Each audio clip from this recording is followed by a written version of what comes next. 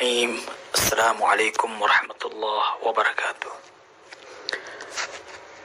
Saya ingin mengajak Anda untuk menyadari diri, untuk merenungi tentang hakikat diri kita yang sebenarnya. Tiada amalan yang paling bernilai untuk dilakukan oleh seorang hamba selain dia merenungi tentang hakikat dirinya sendiri. Kalau Anda pahami dirimu, maka dengan sendirinya kita akan sampai pada pemahaman tentang hakikat segala sesuatu. Bahkan hakikat Allah pun hanya bisa dipahami ketika kita mampu memahami hakikat diri kita.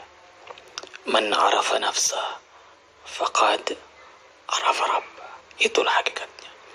Siapa yang mampu menyelami dirinya, maka dia akan mampu menyelami hakikat Tuhannya.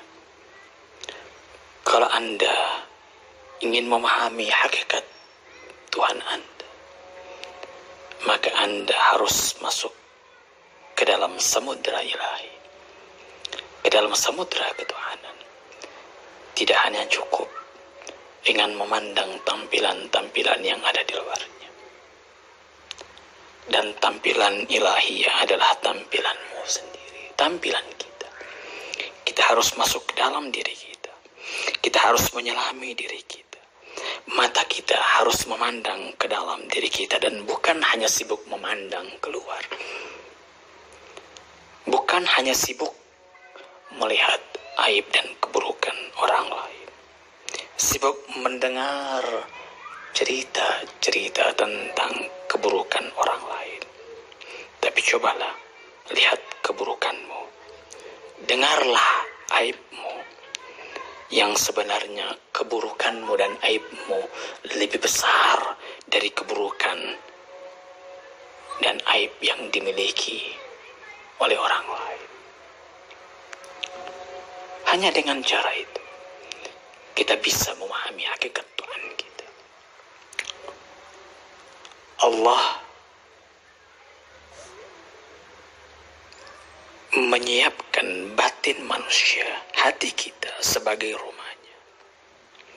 Di sanalah dia bersemayam.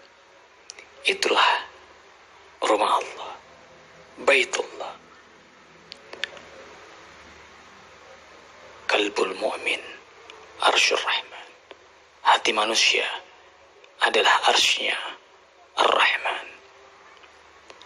Dan janganlah engkau mengusir Tuhan dari rumahnya.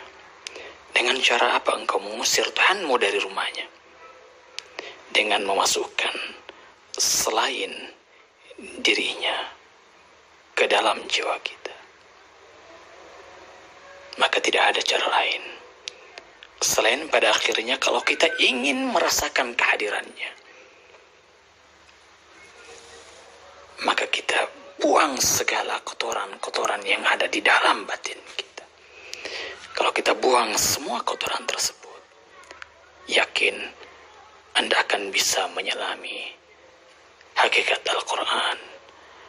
Anda akan bisa memahami tentang hakikat Lailatul Qadar. Jangan bertanya kenapa Allah tidak memberikan kasih sayang kepada kita.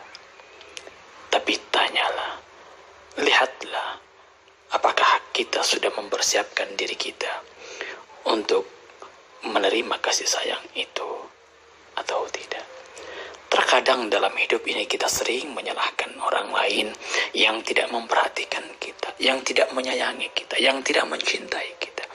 Tapi kita sering lupa bahwa sebenarnya dan bisa saja keburukan-keburukan yang muncul pada diri kita adalah akibat dari diri kita yang buruk. Tidak perlu kita selalu sibuk melihat apa yang dilakukan oleh orang lain kepada kita. Tapi cobalah menyibukkan diri kita dengan sudah seberapa baikkah diri kita kepada orang lain. Sebab pada akhirnya, kalau kita sudah baik, maka kita hanya akan bisa merasakan kebaikan. Kebaikan akan dibalas dengan kebaikan. Tapi kalau kebaikan kemudian kita merasakan keburukan, maka pertanyakan, apakah yang kita lakukan itu sudah baik atau tidak? Demikian, Assalamualaikum warahmatullahi wabarakatuh.